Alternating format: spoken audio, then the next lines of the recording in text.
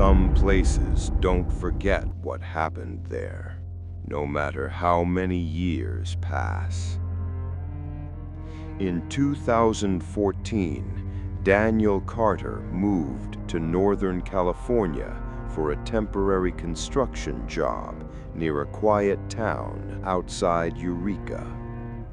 The company arranged a small rental house for him deep inside a forest of tall redwood trees. The place was isolated, cheap, and strangely silent, but Daniel didn't mind at first. The first night was normal until 2:17 a.m.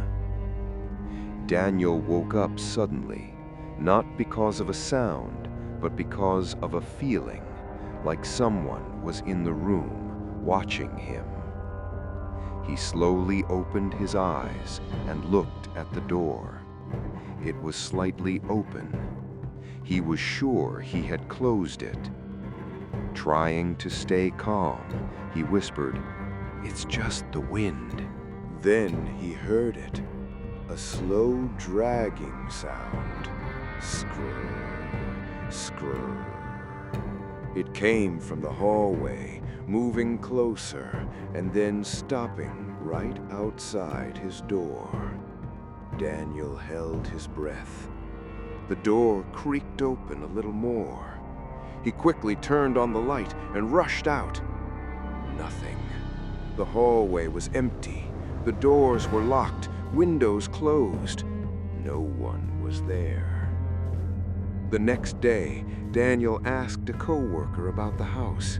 The man paused before saying quietly, "People don't stay there long." Daniel laughed it off, but something about the way he said it didn't feel normal. That night, Daniel locked everything and pushed a chair against his bedroom door. At exactly 3 a.m., he woke up again. The room felt freezing cold. He pulled the blanket tighter, then noticed something.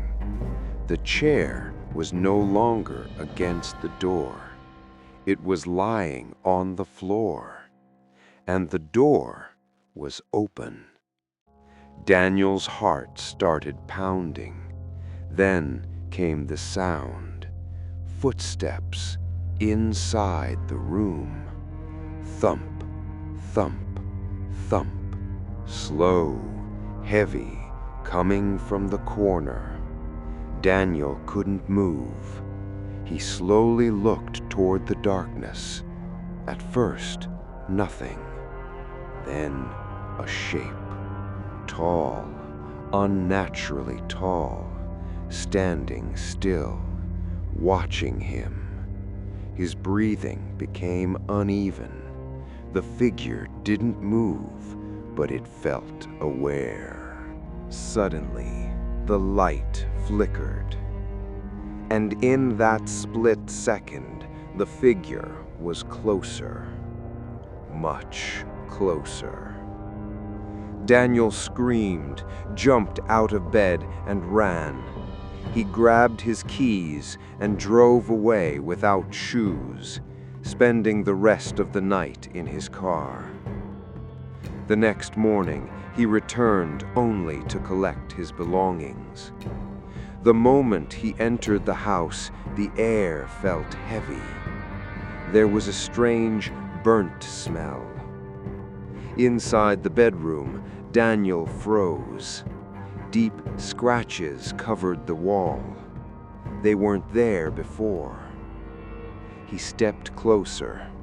A word was carved into the wood. Stay. His stomach dropped. He packed everything quickly and left.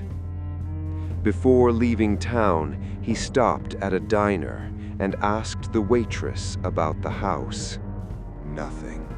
The room was empty, but the floor had fresh scratch marks leading right up to where he had been sitting.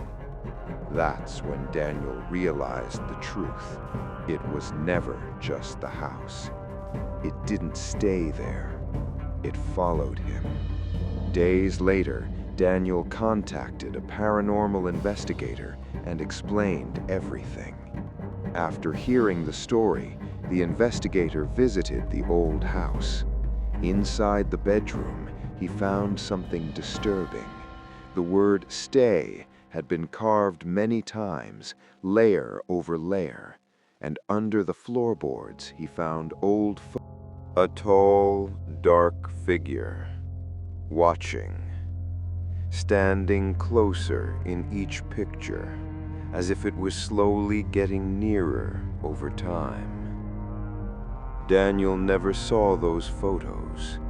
He didn't need to, because even now, no matter where he moves, every night at 3 a.m., he wakes up. And sometimes, when he forces himself to look toward the corner of the room, he sees it, standing there, silent, watching, waiting. And one night, Daniel stopped running. He didn't turn on the light. He didn't move. He just sat there, staring back at it. The figure didn't come closer. It didn't attack. It simply stood there, as if this was what it wanted. Minutes passed, then hours. By morning, Daniel was still sitting on the bed, not moving, not speaking. When a friend came to check on him later that day, he found Daniel in the same position, eyes open, staring at the corner, unresponsive, alive, but completely gone. On the wall behind him, a single word was carved again: stay. And this time, he finally did.